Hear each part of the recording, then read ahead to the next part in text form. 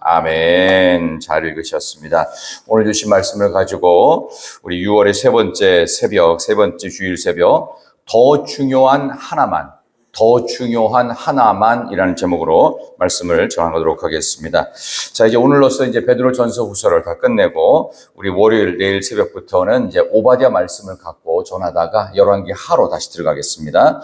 오늘 이 본문의 말씀이 그 유명한 신약에 나오는 베드로가 전한 이제 미래 예언, 베드로의 계시록이라는 별명을 가질 만큼 미래에 대한 부분인데, 읽으면 읽을수록 제가 다 말씀을 드렸지만 구약 설교가 훨씬 쉬워요. 이야기만 되면 이해되는데, 이 신약은 이게 철학을 배경을 모르면 그 부분은 이해가 되는데 전체적으로 이게 안 들어온단 말이죠. 그걸 제가 잠깐 풀어드린다면 이겁니다. 하나는 이 땅은 해체될 것이다. 사라질 것이다. 그거예요. 그러니까 하나만 붙들고 살아라. 그 얘기입니다. 그래서 오늘 설교 제목을 제가 더 중요한 하나만이라고 잡은 겁니다.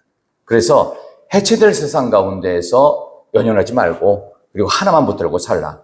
예를 들어가지고 일주일 후에 지금 있는 아파트가 한 40년쯤 돼가지고 전부 다 해체시킬 거예요. 자, 그러면 일주일 살겠다고 자기 집안에 한 3천만 원 들여가지고 인테리어 하는 사람이 있어 없어요? 없어요. 근데 그걸 굳이 일주일 동안 누리겠다고 인테리어를 위해서 그렇게 많은 돈을 쓴답니까? 안 된다는 거예요. 그럴 필요 없다는 거예요. 우리가 사는 이 땅은 유한하다는 거예요. 해체된다는 거예요. 그러니까 여기다가 돈 쓰지 말고 더 중요한 하나를 붙들라. 오늘 그 말씀이 이 전체의 결론이 되겠습니다. 자, 오늘 본문의 말씀이 보면은요, 이렇게 돼 있죠. 한번 10절 보실까요? 10절 우리가 다시 한번 읽어봅니다. 우리 베드로후서 3장 10절. 그러나 시작.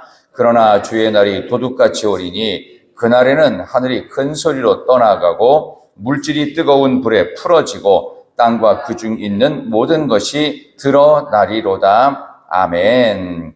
두려운 날이 와요. 주님의 날이 도둑같이 언제 올지 모르는데 와서 떠나가고 풀어지고 다 드러난다. 이 모든 세상적인 것들이 다 사라진다. 해체된다. 해체되는 이 세상에 연연할 것 없다라는 이야기를 이렇게 풀고 있어요. 그러니까 11절에 이 모든 것이 이렇게 풀어지리니, 이게 뭐 솔루션이 된다는 뜻이 아니라 다 해체되고 분해지고 없어지리니 너희가 어떤 사람이 되어야 마땅하냐? 거룩한 행실, 경건함. 그러면서 12절에도 하나님의 날이 임하기를 바라고 간절히 사모하라 하면서 또 해체된다는 얘기를 반복하고 있습니다. 그러면서 13절에 한번 같이 읽을까요? 다 같이 13절 시작. 우리는 그의 약속대로 의가 있는 곳인 새하늘과 새 땅을 바라보도다. 아멘. 그 유명한 새하늘과 새 땅, 저 천국을 바라봐야 된다. 이 얘기입니다. 근데 이거를 그 이단에서 써가지고, 원래 신천지라는 말이 여기서 나온 거거든요. 근데 이거를 이단에서 써가지고 우리가 신천지라고 쓰기가 말하기가 좀 그래요. 그래서 우리는 그냥 성경 그대로 계시록이 똑같아요. 새 하늘과 새 땅을 바라보며 해체될 세상에 연연하지 맙시다. 그 얘기예요. 자, 그러면 여기에 연연하지 않으면은, 해체될 세상에 우리가 마음 두지 않으면 무엇을 더 중요하게 여기고 하나만 붙들어야 되겠느냐? 우리 그 다음에 나옵니다. 자, 14절부터 우리 한번 15절 보겠습니다. 14, 15절 시작. 그러므로 사랑하는 자들아, 너희가 이것을 바라보나니 주 앞에서 점도 없고 흠도 없이 평강 가운데에서 나타나기를 힘쓰라. 또 우리 주의 오래 참으심이 구원이 될 줄로 여기라. 우리가 사랑하는 형제 바울도 그 받은 지혜대로 너희에게 이같이 썼고. 아멘. 사랑하는 우리 믿음의 성도들이여, 우리가 이것을 함께 바라봐야 되는데 점도 흠도 없이 평강 가운데에서 나타나시기를 원하라. 그러니까 이 점이 없다, 흠도 없다는 말은 우리 몸에 무슨 뭐가 물들었다는 그런 뜻이 아니라 우리의 죄와 허물 없이, 그러니까 우리가 이 세상에 연연하고 해체될 세상에 집중하고 이 세상이 영원할 것 같이 여기에 몰입하게 되면 점이나 흠이나 죄나 허물이 자꾸 쌓이는 거예요. 그런 것 없이 평강 가운데에서 나타나시기를. 우리의 마음에 이런 죄와 허물이 있으면 여러분이 아시는 것처럼 아이들 시절에도요, 애들이 뭔가 거짓말을 하거나 속이거나 숨기는 게 있으면 애들은 좀 순수하기 때문에 티가 납니까 안 납니까? 나요. 마음이 불안해요. 엄마가 알면 어떡하지? 혹시 아빠가 알고 있는 건 아닐까 하면서 애들의 눈빛이 흔들립니다. 또 하도 상습적으로 그런 애들 같은 특이한 애들 말고는 웬만하면 뭔가 걸리면은 이 하나님 앞에서 감히 우리 어떻게 했어요? 다 알잖아요. 다 아시는 하나님 앞에 점 없이 가야 돼요. 그래야 평강 가운데서 내가 그렇게 하길 잘했지.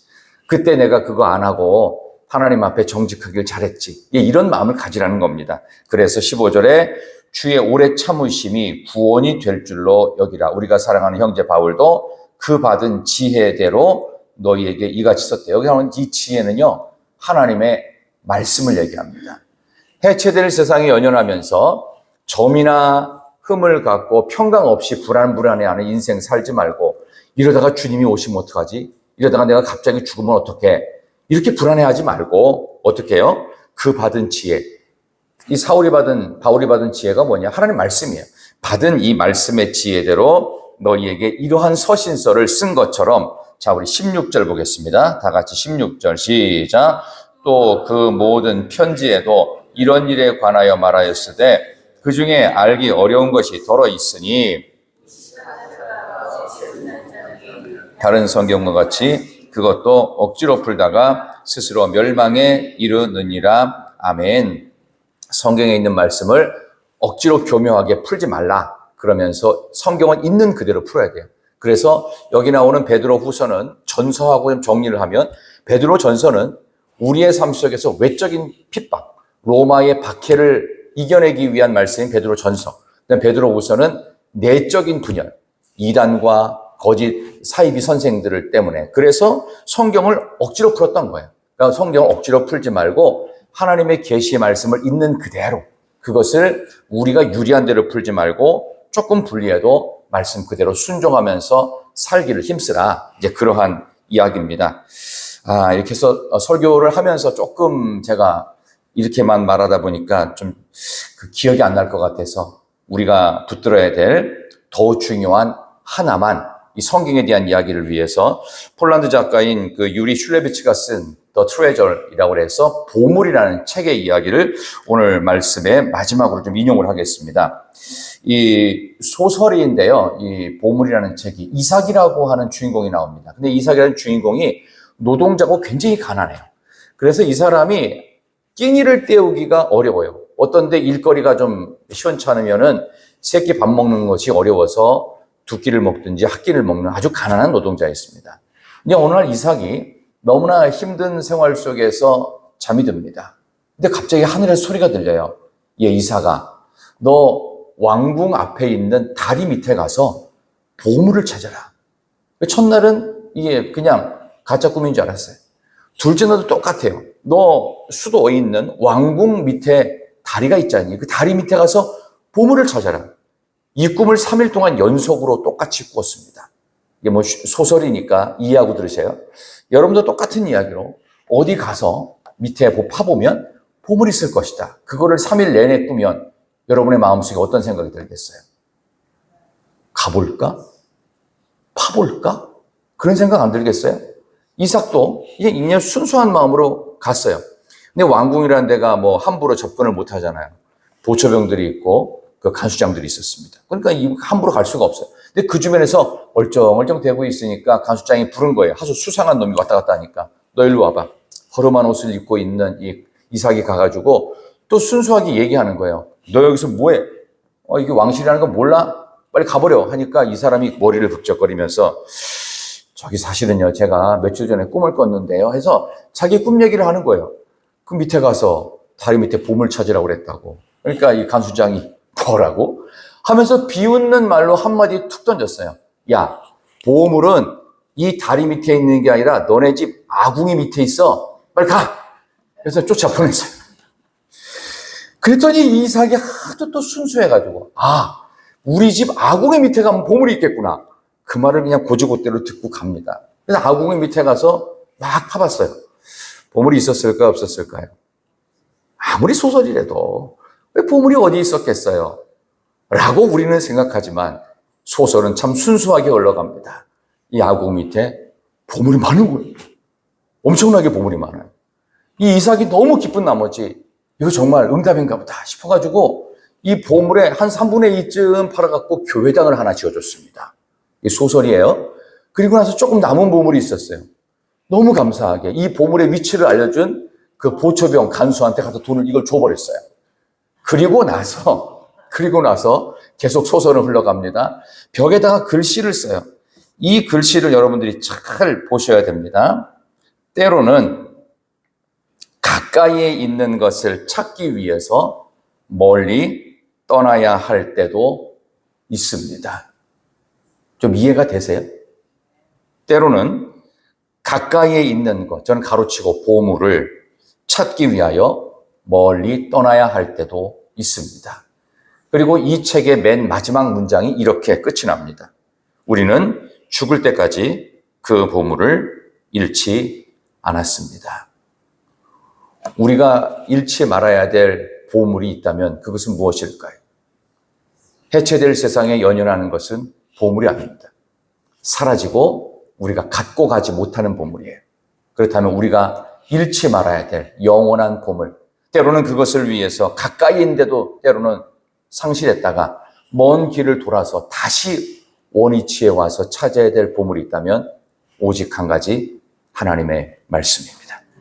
그거를 붙들 때 우리의 삶 속에 내적인 분열도 없을 것이고 외적인 어떤 공격에도 넉넉히 이기는 하나님의 말씀, 그분만이 우리의 삶에 남을 때, 하나님의 말씀만이 우리의 삶의 중심이 될 때 우리는 아무것도 잃지 않고 영원한 천국을 향한 순례객으로서 믿음의 승리가 있기를 진심으로 축원합니다. 하나님 아버지 감사합니다. 오직 하나님만, 더 중요한 하나인 예수님만, 가장 소중하고 영원한 하나님의 말씀이라는 보물을 죽을 때까지 잃지 않고 붙들며 믿음의 경주를 하며 경건의 연습을 하며 오늘도 내일도 승리하는 간증이 만들어지는 사랑하는 희락의 온 성도님들, 특별히 오늘 주일의 예배를 통하여 그 보물창고와 같은 말씀의 진리와 기쁨을 발견하는 온 교회가 되게 하여 주시기를 예수님의 이름으로 간절히 기도드리옵나이다. 아멘.